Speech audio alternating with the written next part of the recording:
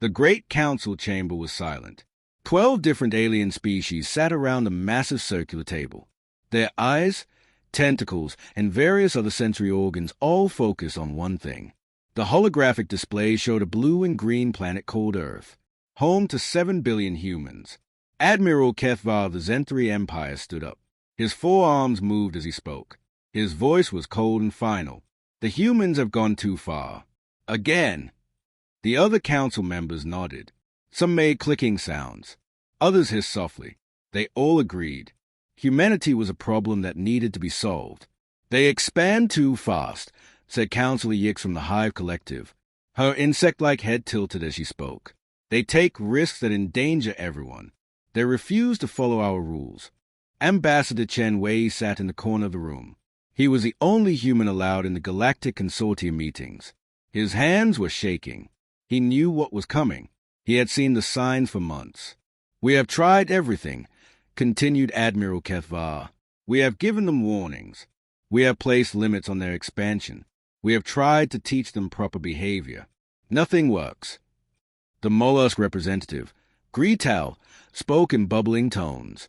They are too dangerous, too unpredictable. They make allies with species we have marked as unstable. They explore regions we have declared forbidden. Chen Wei stood up slowly. His voice was steady, but his heart was racing. Honored council members, my people are not perfect, but we have contributed much to the galaxy. Our medical advances have saved millions of lives. Our agricultural techniques have ended famines on 12 worlds. Our explorers have found new trade routes that benefit everyone. Your explorers, Admiral Kethvar interrupted, have also awakened 3 different ancient dangers. Your medical advances came from experimenting on yourselves in ways that horrify civilized species. Your agricultural techniques involve changing the very DNA of plants. You take too many risks, added Yix. You never think about consequences. You just act. Chen Wei felt his anger rising but kept his voice calm. We take risks because we believe in possibility. We believe things can be better. We believe problems can be solved. That is exactly the problem, said Greetal. You never accept that some things should not be changed. Some boundaries should not be crossed. Some risks should not be taken. The council chamber fell silent again. Chen Wei looked around the room. He saw no sympathy in any of the alien faces. These beings had ruled the galaxy for thousands of years. They valued stability above all else. They feared change, and humans represented change in its purest form. Admiral Kethvar activated another holographic display. This one showed a gray, lifeless planet orbiting a dim red star. This is Kepler 442c, a dead world in the outer rim. No atmosphere, no water, extreme temperatures, constant radiation storms. Chen Wei felt his blood turn cold. You cannot be serious. We are completely serious, said Yix. The vote was unanimous. All human populations will be relocated to this world within 6 months. It is not a death sentence, added Greetal, though his tone suggested otherwise. It is exile. If humans are as adaptable as they claim, they will find a way to survive. That world will kill us all, Chen Wei said. His voice was no longer steady. You know this. You are sentencing billions of innocent people to death. We are removing a threat to galactic stability, Admiral Kethvar replied. The decision is final. Evacuation begins tomorrow. The council members began to leave. Chen Wei stood alone in the great chamber. His legs felt weak. His mind raced with thoughts of his wife, his children, his grandchildren, all condemned to die on a dead rock in space. The next 6 months passed like a nightmare. Massive alien ships appeared over every human world. The ships were bigger than cities. Their weapons could crack planets. Resistance was impossible. The humans were loaded onto transport vessels like cargo. Families were separated. Friends were torn apart. Everything they had built over centuries was left behind. The aliens took nothing from Earth except the humans themselves. They left the cities empty. They left the farms untended. They left Earth to grow wild again. Chen Wei found himself on the last transport ship. He pressed his face against a small window and watched Earth grow smaller. He had failed. He had been humanity's voice in the galaxy, and he had failed to save them. The journey to Kepler 442c took 3 weeks. The transport ships were not comfortable. They were designed to move cargo, not people. Humans were packed into sleeping pods. They were fed basic nutrition paste. They were allowed out of their pods for 2 hours each day.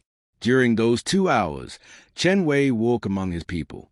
He saw fear in their eyes, but he also saw something else. He saw determination. He saw humans sharing their meager food rations. He saw engineers sketching plans on scraps of paper. He saw teachers telling stories to children. He saw doctors caring for the sick with no proper medicine.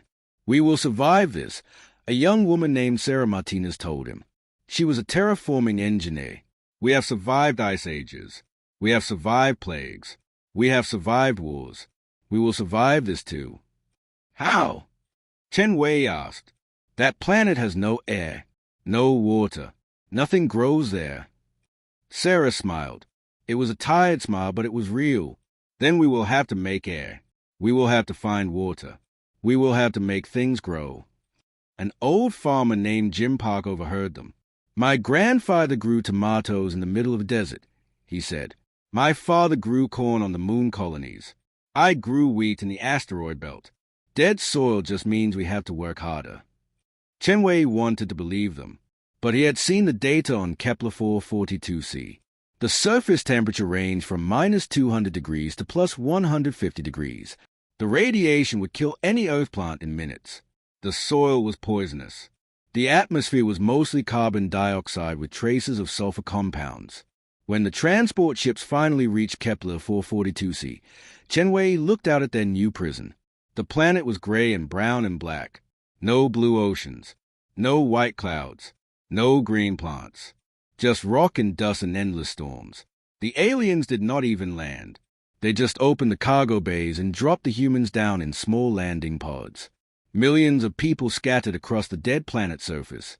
The ships flew away without looking back. Chen Wei stood on the gray soil and looked up at the dark sky. The red sun gave little warmth. The wind was bitter cold and tasted of metal. Around him, other humans were setting up emergency shelters and unpacking the few supplies they had been allowed to bring. "So this is it," he said to himself. "This is where humanity ends." But then he heard a sound that changed everything. It was the sound of a drill. Sarah Martinez was already boring into ground, looking for underground water. Next to her, Jim Park was testing soil samples. A group of children were building a small dome from salvaged metal. Chen Wei realized something important. The aliens had made a mistake. They thought exile would break the human spirit. They thought a dead world would crush human hope. They did not understand that humans had always lived on the edge of impossible. And at the edge of impossible was where humans did their best work. The first winter on Kepler 442c killed 3,000 people. The cold was beyond anything humans had ever experienced. The wind cut through their emergency shelters like knives. Food ran out quickly. Water was harder to find than gold. But humans did what humans always did. They adapted. Sarah Martinez stood in the center of what used to be Landing Zone 7. Now it was called New Hope Settlement. Around her, people were building strange new structures. They looked like metal flowers buried halfway in the ground. The top part stuck up like petals. The bottom parts went deep into the soil. The radiation storms come from the north. Sarah explained to a group of engineers. These shelters will protect us and collect energy at the same time. The engineers nodded. They had learned to think differently in the past year. On Earth, they built things to last forever. Here, they built things to survive until tomorrow. Then they made tomorrow's version better. Dr. James Park walked between rows of metal boxes. Each box had a small window on top. Green light glowed from inside. He opened one box and smiled. Tiny green shoots were growing in the artificial soil. "The potatoes are working," he called to his team. "The radiation-resistant strain is actually growing." His assistant, Maria Santos, looked over his shoulder. "How is that possible? This soil should kill any earth plant." James pointed to the small devices scattered throughout the soil. "Microprocessors. They eat the poisonous metals and turn them into nutrients. We basically taught the soil how to feed plants instead of killing them." In another part of the settlement, Children were playing a new game. They wore special masks that filtered the thin air. They were racing between the surface domes, seeing who could hold their breath longest in the outside atmosphere. Their parents watched with worry and pride. These children were different from Earth children. They could handle cold that would freeze adults from Earth. They could see better in the dim red sunlight. They could smell dangerous gases in the air. "They are becoming something new," said Dr. Lisa Wong. She was the settlement's chief medical officer. "The children born here have different lung patterns, bigger hearts, thicker blood." Chen Wei visited her medical station often. At 72 years old, he was one of the oldest survivors. "Are they still human?" he asked. "They are more human than ever," Lisa replied. "They are what humans become when we really need to survive." The second year brought new challenges. The underground water they had found was running out. The radiation storms were getting stronger. Food production was barely keeping people alive. That was when Tom Bradley made his discovery. Tom was a mining engineer from the asteroid colonies. He had been digging deeper than anyone else, looking for metals to build better shelters. 500 feet down, his drill hit something unexpected. "Sarah, you need to see this," he called over the radio. Sarah climbed down the narrow shaft Tom had dug. At the bottom, her helmet lights revealed something incredible. The rock wall was covered in strange black formations. They looked like coral, but they were growing in solid stone. "What is it?" Sarah asked.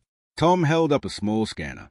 "According to this, they are alive, and they are eating radiation." Sarah stared at the black formations. "Eating radiation. More than eating it, they are turning it into something else. Look at this air sample." Sarah looked at Tom's scanner. The air around the black formations had more oxygen than the surface air. "Much more. They are making oxygen from radiation," she whispered. Within a month, every scientist in New Hope Settlement was studying the black formations. They learned that the formations were a type of fungus, but not like any fungus from Earth. This fungus had evolved to live on radiation instead of sunlight. Dr. Park was the first to understand what this meant. "We can grow them," he announced at the evening meeting. "We can farm them like crops." "Fungus crops?" asked Maria Santos. "Radiation-eating, oxygen-making fungus crops," James replied. "We plant them around our settlements. They clean the air and give us breathable atmosphere." Sarah Martinez was already planning bigger things. "We do not just plant them around settlements. We plant them everywhere. We turn this whole planet into an oxygen factory." The idea seemed impossible, but humans had stopped believing in impossible. They started small. A few fungus patches around New Hope Settlement. The results were amazing. Within weeks, the air inside the settlement was cleaner than it had been since they arrived. People could take off their breathing masks for short periods. The children adapted fastest. They learned to hold their breath for minutes at a time. They developed games that involved running between fungus patches, breathing the clean air. They began to treat the deadly planet like a playground. "Look at them," Chen Wei said to Sarah one evening. They were watching children play in the growing fungus gardens. "They do not fear this place anymore." "They never really did," Sarah replied. "Fear is something we learn. These children are learning different lessons." The third year brought the first major breakthrough. The fungus farms are producing enough oxygen to create small atmosphere bubbles around each settlement. But more importantly, the humans discovered they could modify the fungus. James Park led the biological research team. They found ways to make the fungus grow faster. They created versions that could survive different types of radiation.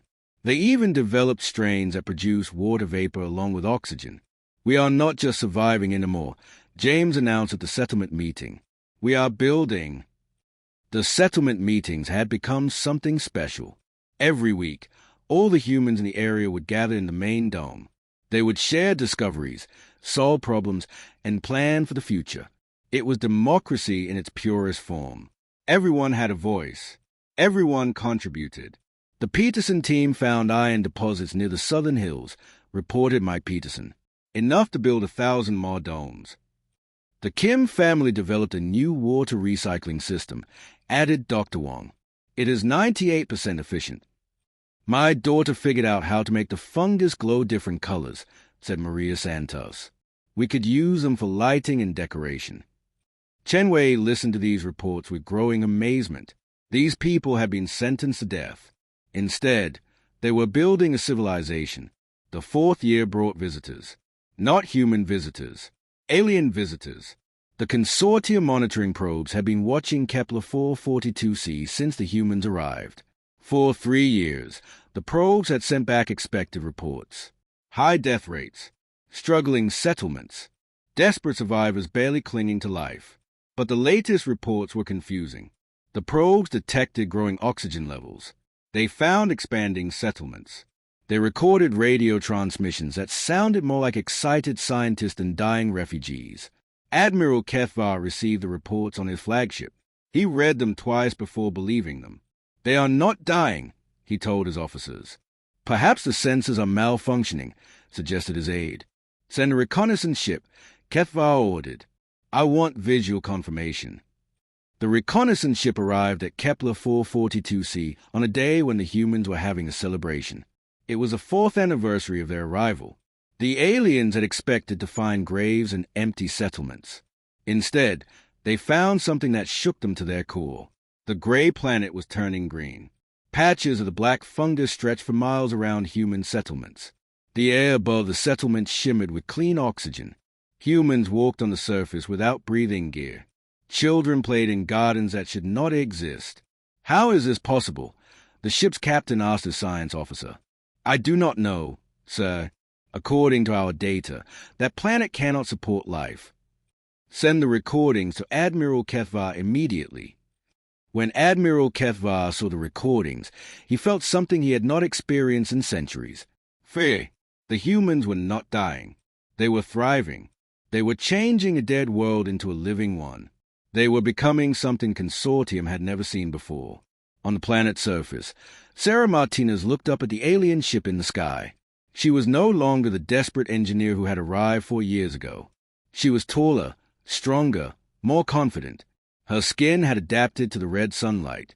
Her lungs had grown to process the thin air. "They came to check if we were dead yet," she said to James Park. James smiled. His own changes were just as dramatic.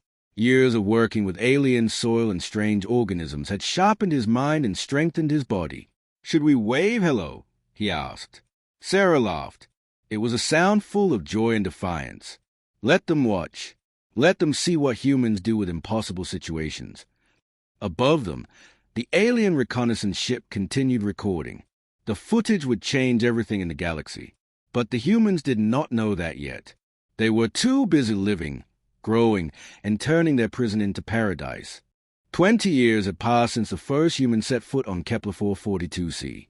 The planet was no longer the same gray wasteland the aliens had chosen as humanity's grave. It was becoming something else entirely. Maya Chen Martinez stood on the observation deck of New Hope Central. She was Chen Wei's granddaughter and Sarah Martinez's adopted daughter. At 19 years old, she had never seen Earth. Kepler 442c was the only home she had ever known.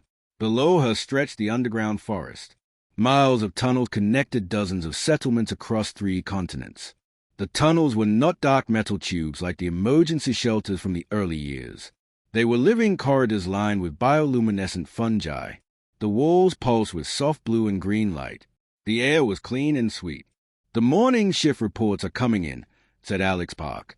He was James Park's son and Maya's closest friend. Like all the children born on Kepler 442c, he was taller and stronger than his Earth-born parents. His eyes could see clearly in the dim fungus light. His lungs could process air that would leave an Earth human gasping. Maya reviewed the reports on her tablet. Each settlement sent daily updates about their progress. New Prosperity had expanded their fungus farms by 200 acres. Deep Root Station had discovered a new strain of radiation-eating moss. Crystal Valley had completed their 3rd atmospheric dome. "The Johannesburg team wants to try something new," Alex said. "They want to build a settlement completely on the surface." Maya looked up from her tablet. "On the surface? Without protective domes. They think the air is clean enough now, at least in some areas." Maya considered this. The surface of Kepler 442c was still dangerous. Radiation storms could kill an unprotected human in minutes, but the storms were becoming less frequent. The growing fungus forests were absorbing more radiation each year. What does the Council think? Maya asked. The Council was humanity's governing body on Kepler 442c. It was made up of representatives from each settlement. They made decisions by discussion and consensus, not by force or authority. It was a system that would have seemed impossible on Earth. But on a world where everyone had to work together to survive, it worked perfectly. Grandfather Chen thinks it is too risky, Alex replied. But Dr. Martinez supports it. Sarah Martinez was now in her 70s, but she was still humanity's chief terraforming engineer. She had led every major expansion project for the past 20 years. If she thought surface settlements were possible, they probably were. Maya walked through the underground forest toward the council chamber. The path took her past markets where people traded goods made from native materials. She saw artists creating sculptures from crystallized radiation. She saw children playing games that involved manipulating fungus growth patterns. She saw engineers planning new tunnel networks that would stretch to the planet's polar regions. Everyone she passed looked different from baseline humans. 20 years of adaptation had changed them. They were taller, with broader chests and stronger hearts. Their skin had a slight blue tint from filtering radiation. Their hair grew thicker and darker. Most remarkably, their minds worked differently. They thought in terms of biological systems instead of mechanical ones. The council chamber was built inside a massive fungus formation called the Great Root. The walls were alive and responsive. When someone spoke, the walls would glow softly to amplify their voice. When the discussion grew heated, the walls would pulse with calming colors. Chen Wei sat in his usual place at the center of the chamber. At 9-2, he was one of the few original Earth survivors still alive. His body was frail, but his mind was still sharp. He had become humanity's memory and conscience. The surface settlement proposal is dangerous, he was saying. We have built our survival on caution and planning. We should not abandon that now. Sarah Martinez stood to reply. She moved slowly but with dignity. Chen, my old friend, caution kept us alive during the early years. But we are past survival now. We are building a future. That future includes the surface of this world. The debate continued for hours. Representatives from 4 to 7 settlements shared their opinions. Some worried about radiation exposure. Others pointed out that the children were already adapted to surface conditions. Some wanted to expand slowly and carefully. Others believed it was time to claim their entire planet. Maya listened to the discussion with fascination. These people had solved the impossible problem of surviving on a dead world. Now they were debating how fast to grow their new civilization. Finally, Sarah Martinez called for quiet. I propose a compromise. We establish one experimental surface settlement. We monitor it closely for 1 year. If it succeeds, we expand. If it fails, we learn from the mistakes.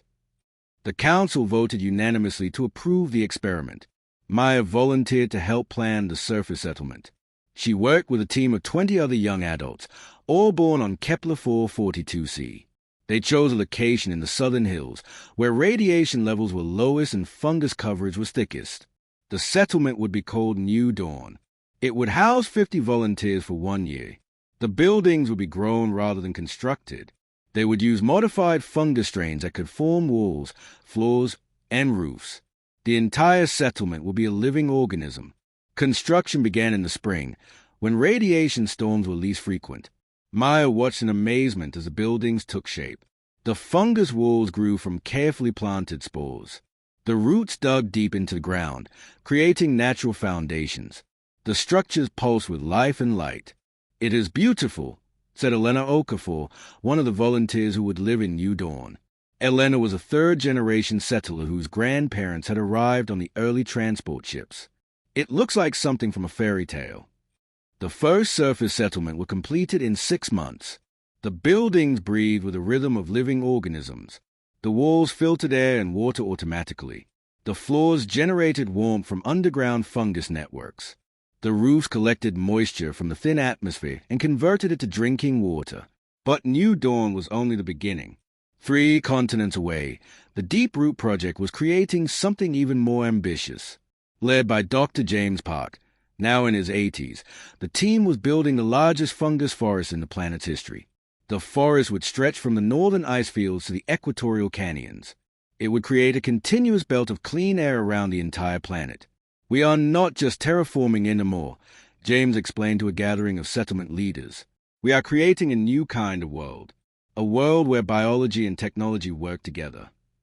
The Deep Root Project used lessons learned from 20 years of fungus cultivation. The new strains could survive in any climate on Kepler 442c. They could eat radiation, process toxic gases, and produce clean air and water. Most importantly, they could communicate with each other through underground root networks. Maya visited the Deep Root Project during its first year. She stood at the edge of the growing forest and felt something remarkable. The fungus network was aware of her presence. It could sense her breathing, her heartbeat, her emotions. It was like standing inside the mind of a vast, gentle creature. "The planet is becoming alive," she told Alex later. "Not just supporting life, actually alive." The changes were not just happening to the planet. They were happening to the humans as well. Children born in the 20th year were different from the earlier generations. They could communicate with the fungus networks through touch. They could sense radiation levels by smell. They could navigate the underground tunnels in complete darkness. Some could even influence fungus growth through focused concentration. "We are becoming something new," Dr. Lisa Wong observed. She was now the chief researcher studying human adaptation. The children are not just adapted to this world. They are connected to it. The connection went both ways. The fungus networks responded to human emotions and needs. When someone was sick, the walls of their home would produce healing compounds. When someone was sad, the bioluminescent patterns would shift to calming colors. When the community was celebrating, the entire settlement would glow with joy. Maya experienced this connection during the Founding Day celebration. It was the 20th anniversary of humanity's arrival on Kepler 442c. Every settlement held festivals to mark the occasion. In New Hope Central, thousands of people gathered in the Great Chamber. They shared stories of the early years, honored those who had died, and celebrated those who had been born. As the celebration reached its peak, something magical happened. The entire underground forest began to glow. Miles of tunnels pulsed with synchronized light. The fungus networks were responding to the collective joy of the human community. The planet itself was celebrating with them. Chen Wei, now very old and frail, stood before the crowd. His voice was weak, but his words carried through the living walls to every corner of the chamber. 20 years ago, they sent us here to die, he said. They thought a dead world would kill our spirits. They thought exile would break our hope. They were wrong. The crowd cheered. The walls glowed brighter. We did not just survive. We did not just adapt. We grew. We became something new. We turned their prison into our paradise. Maya felt tears in her eyes. She had heard this speech before, but tonight it felt different. Tonight it felt like a prophecy being fulfilled. "And this is just the beginning," Chen Wei continued. "Our children will see things we cannot imagine. They will grow forests that span continents. They will turn this entire world into a garden. They will show the galaxy what humans can do when we refuse to give up." In the silence that followed, Maya could hear the heartbeat of the planet, the pulse of fungus networks, the breathing of the living world they had created together. She understood then that Kepler 442c was no longer humanity's exile. It was humanity's gift to the galaxy, a demonstration of what was possible when beings refused to accept impossible. 50 years had passed since the exile began. Kepler 442c was no longer recognizable as the dead world the Consortium had chosen. From space, it looked like a jewel spinning in the darkness. Green and blue swirls covered the surface where fungus forests grew. Golden lights marked the locations of human cities. The planet pulsed with life. Admiral Zythek of the Remorian Empire stood on the bridge of his reconnaissance fleet. He was staring at readings that made no sense. His science officers had checked their instruments dozens of times. The readings were correct. Oxygen levels are 18% planet-wide, reported his chief scientist. That is higher than most garden worlds in the Consortium. Water vapor in the atmosphere has increased by 4,000%, added another officer. There are actual weather patterns now. Clouds, rain cycles. Admiral Zythek had been sent to investigate the impossible reports coming from monitoring stations. For 50 years, the Consortium had expected regular updates about human extinction. Instead, they had received data that suggested the opposite. "Show me the surface scans again," he ordered. The main display showed detailed images of Kepler 442c's surface. Where once there had been gray rock and dust, now there were vast green forests. Rivers flowed between mountain ranges. Lakes reflected sunlight in valley floors. Cities built from living materials stretched across continents. "How many humans are down there?" Admiral Zythek asked. His science officer checked the readings. "We estimate between 50 and 70 million, so." Admiral Zythek felt his stomach twist. When the humans had been exiled, their population was 7 billion. Most of the Consortium leaders had expected none to survive. Some had hoped that perhaps a few thousand might cling to life in underground shelters. 70 million humans living on the surface of a transformed world was not what anyone had predicted. Down on the planet's surface, Maya Chen Martinez was now in her 40s. She served as the chief coordinator for the Global Council, which governed all human settlements on Kepler 442c. She stood in the crown chamber of New Harmony, the planet's first fully surface city. New Harmony was a marvel that would have been impossible on any other world. The buildings were grown from specialized fungus strains that could shape themselves into any needed structure. The walls breathed in filtered air. The streets were soft and warm underfoot.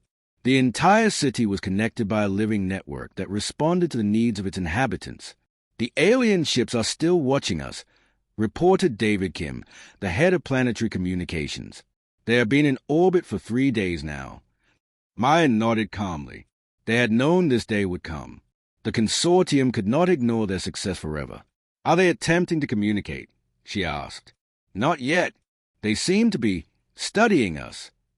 Maya looked out through the transparent wall of the crown chamber. The wall was made from crystallized fungus that was stronger than steel but clear as glass. Beyond it, she could see the sprawling beauty of New Harmony. Children played in parks where bioluminescent trees provided shade and light. Markets bustled with activity as people traded goods made from the planet's abundant resources. Artists worked on sculptures that would grow and change over time. Scientists tended laboratories where new forms of life were being developed. These were not the desperate survivors the aliens had left behind 50 years ago. These were the founders of a new civilization. "Let them watch," Maya said. "Let them see what we have built." In the depths of the planet, something even more remarkable was happening. The great network had become self-aware. Dr. Alex Park, now the planet's chief biotechnician, stood in the hot chamber deep beneath New Harmony. The chamber was the center of the fungus network that connected every settlement, every forest, every living system on Kepler 442c. The walls around him pulsed with complex patterns of light. The patterns were not random. They were thoughts. The planet was thinking. "It started 3 months ago," Alex explained to a group of visiting researchers. "The network reached a critical mass of connections. Individual fungus colonies began working together in ways we never programmed." One of the researchers, Dr. Sarah Kim, leaned forward to examine the light patterns. "It is like watching brain activity," she said. "That is exactly what it is," Alex replied. "The planet has developed consciousness. It is aware of us. It responds to our needs. It even seems to have emotions." This was the greatest discovery in human history. They had not just terraformed a dead world. They had created a living planet that could think and feel. The planet's consciousness was gentle and curious. It communicated through changes in air pressure, shifts in light patterns, and subtle chemical signals. Most humans could sense its presence, but the children born in recent years could actually communicate with it directly. Maya's 12-year-old daughter, Aria, was one of these children. She could place a hand on any fungus surface and exchange thoughts with a planetary mind. Through her, the adults had learned that the planet was happy. It enjoyed hosting human civilization. It found their creativity and energy delightful. More importantly, the planet wanted to share what it had learned with other worlds. Back in orbit, Admiral Zythek was receiving reports that made him more uncomfortable by the hour. "So, we are detecting massive biological activity across all continents," his science officer reported. "The entire planet appears to be a single connected organism." "That is impossible," Admiral Zythek replied, but his voice lacked conviction. We are also detecting energy signatures unlike anything in our databases. The humans appear to have developed completely new forms of technology. Admiral Zythek activated the communication array. Open a channel to Consortium High Command. The holographic image of Supreme Coordinator Vexthal appeared on the bridge. The ancient being looked tired and worried. Report, Admiral. Vexthal commanded. The human exile has failed, Supreme Coordinator. Not only have they survived, they have transformed the entire planet. They appear to have created a living world that supports a population of 70 million. Vexthal was silent for a long moment. Are you certain of these numbers? Completely certain, sir. We have been observing for 3 days. The readings are consistent. And their technology? Unknown. They appear to have developed biological systems that perform the functions of our mechanical technology. Their cities are grown, not built. Their energy comes from living organisms. Their transportation systems are organic. Vexthal looked even more worried. We have received disturbing reports from other sectors as well, Admiral. Several client species within the Consortium have been asking questions about human survival. Some have requested permission to study human terraforming techniques. Admiral Zythek felt a chill run through his body. The client species are becoming interested in the humans. More than interested. The KEF delegation submitted a formal request to establish diplomatic contact with the human settlements. The Thylorian mining guilds want to learn about biological resource extraction. Even some of our own junior members are expressing curiosity. This was a consortium's worst nightmare. For thousands of years, they had maintained control through fear and dependence. Client species believed that the consortium's technology was the only path to advancement. If those species learned that humans had developed an entirely different approach to civilization, it could destabilize everything. What are your orders, Supreme Coordinator? Admiral Zythek asked. Continue observing. Do not make contact. We need to understand the full extent of what they have accomplished before we decide how to respond. On the planet's surface, Maya felt the alien ship sensor scanning New Harmony. The planetary consciousness had told the humans about the ship's arrival before they were even visible. It could sense the electromagnetic signatures of their technology from millions of miles away. They are afraid, Arya told her mother. The 12-year-old girl had her hand pressed against the wall of their home, communicating directly with the planetary mind. The planet can feel their fear through their machines. Maya smiled. It was fitting that the aliens were afraid. They had sent humanity to this world expecting them to die in fear and desperation. Instead, humans had thrived and created something beautiful. Should we contact them? Asked David Kim. We could invite them to visit the surface. Maya considered this. The Global Council had discussed what to do when the Consortium finally came to investigate. They had decided to be open and welcoming, but not submissive. Not yet, Maya decided. Let them finish their observations. When they are ready to talk, they will know how to find us. In the meantime, life on Kepler 442c continued to flourish. New cities were being planned. The fungus forests were expanding to cover the polar regions. Human population was growing steadily as families thrived in the clean air and abundant resources. Most remarkably, humans were changing in ways that went beyond physical adaptation. The connection to the planetary consciousness was affecting their minds and spirits. They thought more collectively. They solved problems through cooperation rather than competition. They considered the long-term health of their world in every decision. Children born on Kepler 442c barely resembled baseline humans. They were taller, stronger, and healthier. They could survive in environments that would kill their Earth ancestors. They could communicate with living systems through touch and emotion. Some could even influence the growth and behavior of the fungus networks.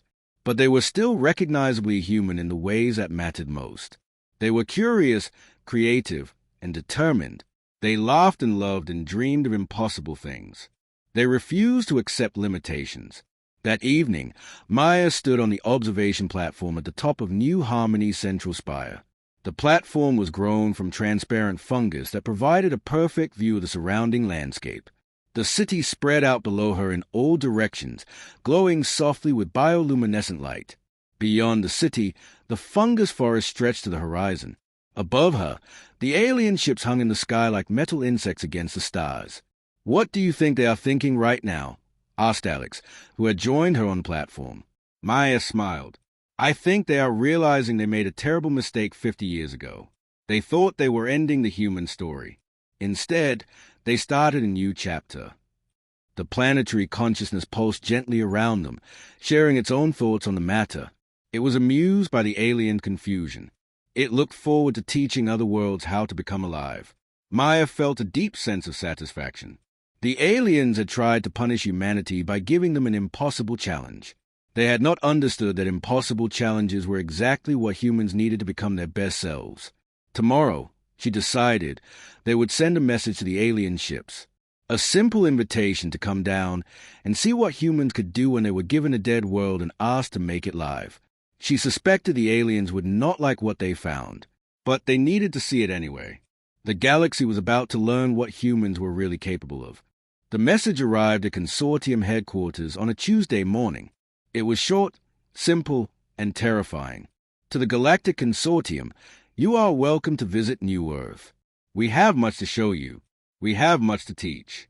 The children are especially excited to meet beings from other worlds. Please land at the coordinates attached. We will prepare a celebration. The Global Council of New Earth." Supreme Coordinator Vexthal read the message 3 times. New Earth. They were calling Kepler 442c New Earth now, as if the dead world the Consortium had chosen for their exile was now their home. "They want us to visit," Vexthal told the Emergency Council session. "They are inviting us to land on their planet." The council chamber erupted in discussion. 12 different species spoke at once, their voices creating a chaos of clicks, hisses, and musical tones. "It is a trap," declared General Crix of the Hive Collective. "They want revenge for the exile." "What kind of trap could they possibly set?" asked Council Melton of the Crystal Courts. "They have no space fleet, no weapons technology. They are isolated on a single world." "That we know of," added Admiral Kethvar, now very old but still serving. "We have no idea what they have actually developed in 50 years. Vexthal called for silence. Admiral Zythek's reports indicate they have developed biological technology beyond our understanding. Their entire civilization appears to be based on living systems. Living systems cannot threaten modern military technology, General Crix insisted. "Can they not?" Vexthal replied. 50 years ago, we said living systems could not terraform a dead world. We said humans could not survive without our technology. We said exile would end their expansion. We have been wrong about everything." The debate continued for hours. Finally, they reached a decision. A diplomatic mission would visit the human world. It would include representatives from all major consortium species. They would assess the human threat and determine what action to take. On New Earth, Maya Martinez received news of the consortium's decision with mixed emotions. She was now 69 years old and had served as global coordinator for 25 years. She had spent her entire adult life preparing for this moment. "They are coming," she announced to the Global Council. 12 ships carrying representatives from every major consortium species. The council chamber fell silent. This room had been carved from the living rock deep beneath New Harmony. The walls pulsed with soft light from fungus networks. The air hummed with the planet's gentle consciousness. "Are we ready?" asked David Kim, now an elderly man but still sharp. Maya smiled. "We have been ready for 50 years." The preparations began immediately. New Earth's most beautiful city would host the alien delegation. Golden Valley had been built in a crater where massive fungus forests created a natural amphitheater. The buildings grew from the crater walls like crystal flowers. Rivers of clean water flowed through streets paved with living moss. The air shimmered with bioluminescent particles. But the real preparation was happening in the planet's consciousness itself. Through Arya and the other young humans who could communicate directly with the living world, the Global Council explained what was about to happen. The planet was excited. It had spent 50 years learning from humans about curiosity, creativity, and growth. Now it would meet other species with different thoughts and different dreams. "The planet wants to help," Arya told her mother. She was now 27 years old and served as humanity's primary interpreter with a planetary mind. It wants to show the aliens what life can be like when everything works together. The Consortium fleet arrived on a clear morning when both suns were shining. The alien ships were massive metal constructs powered by fusion reactors and quantum drives. They looked cold and lifeless against the warm, living sky of New Earth. Admiral Zythek led the diplomatic mission to the surface. He brought 12 representatives, each from a different Consortium species. They wore environmental suits and carried scanners and weapons. They expected to find either a primitive settlement or an elaborate trap. Instead, they found paradise. Golden Valley stretched before them like something from a dream. Buildings of living crystal rose from gardens that sparkled with morning dew. Children played in parks where the trees sang with wind chimes made from crystallized air.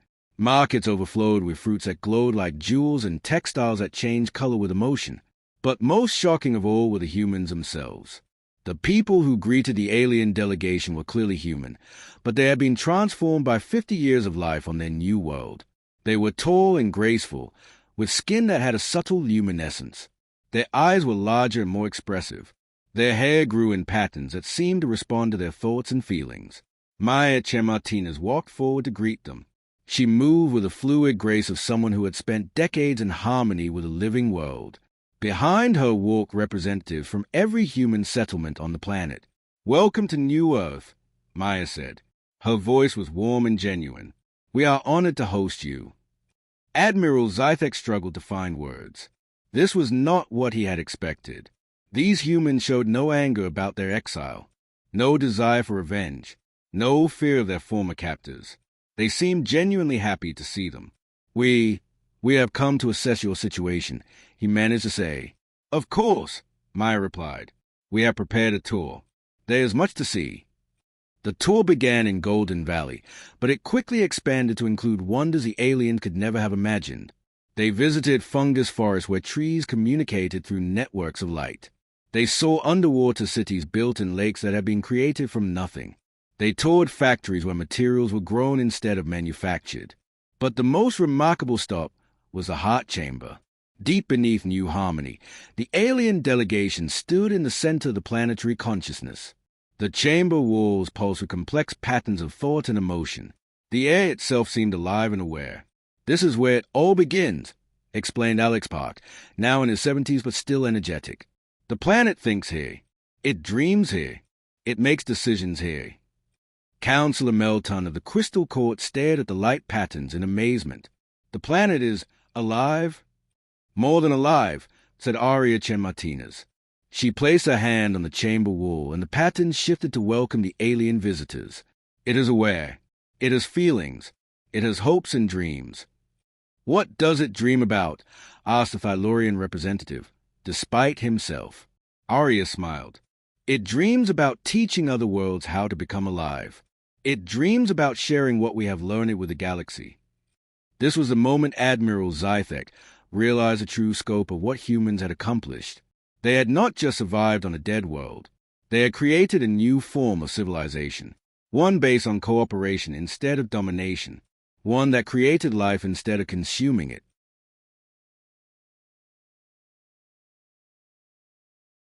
And they wanted to share it. The tour continued for 3 days. The alien delegation saw human cities that grew like gardens. They met children who could communicate with plants and animals through touch. They witnessed technology that was more advanced than anything in the Consortium, but was based on biology instead of mechanics. On the final day, the delegation gathered in the Grand Assembly of New Harmony. Representatives from every human settlement had come to attend. The chamber was vast and beautiful, carved from living rock and lit by fungus that responded to the emotions of the crowd. Maya Chen Martinez stood before the alien delegation. Behind her sat 10,000 humans, representing the 70 million who now called New Earth home. 50 years ago, you brought us here to die," Maya began. Her voice carried clearly through the living chamber. "You thought a dead world would kill our spirits.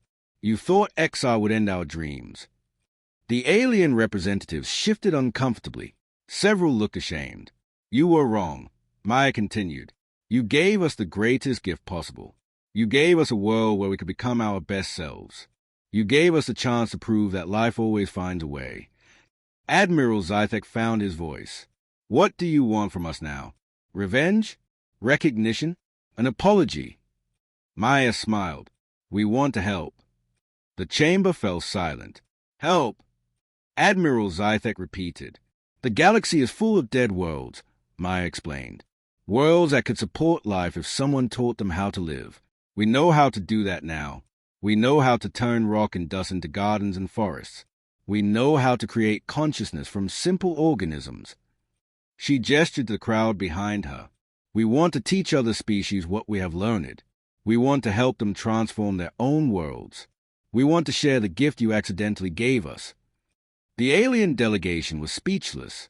They had expected anger, demands, or threats. Instead, they found forgiveness and an offer of partnership. But Maya was not finished.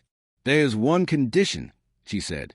We will share our knowledge freely with any species that wants to learn. But we will not share it with governments that rule through fear and force. We will only work with beings who believe in cooperation and growth. The challenge was clear.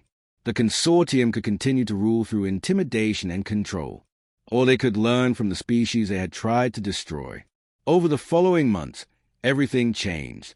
Word of humanity's success spread throughout the galaxy. Client species of the Consortium began demanding access to human terraforming techniques. Some requested permission to send delegations to New Earth. Others began developing their own biological technologies. The first to arrive were the Kef, a species that had been struggling to restore their damaged homeworld. They came with humility and eagerness to learn. The humans welcomed them with open arms. Within a year, the first interspecies symposium on adaptive terraforming was held in Golden Valley. Representatives from 37 different species attended. They learned about fungus networks, planetary consciousness, and biological technology. More importantly, they learned about cooperation and hope. Admiral Zythek attended the symposium as an observer. He watched species that had been enemies for centuries working together on joint projects. He saw technologies being shared freely instead of hoarded. He witnessed the birth of something entirely new in galactic politics. On the final day of the symposium, he found Maya Martinez in her garden. She was an old woman now, but her eyes still sparkled with the curiosity and determination that had helped humanity survive their exile. You have changed everything, he told her. We have only shown what was always possible, Maya replied. The galaxy was ready for something better. It just needed someone to go first. Admiral Zythek looked around the garden where human children played with young beings from a dozen different species. They were creating art together, growing plants together, learning from each other. What happens now? He asked. Maya smiled as she watched a human child teach a young Kef how to communicate with flowering vines. Now we grow, she said. We grow and we spread and we teach. We turn dead worlds into living ones. We show the galaxy that exile can become invitation, that punishment can become gift, that ending can become beginning. She looked up at the sky where ships from dozens of worlds were arriving and departing daily. We show them that humans don't just survive impossible things. We make impossible things possible. The galaxy was indeed ready for something better. And thanks to humanity's refusal to give up, it was finally going to get it.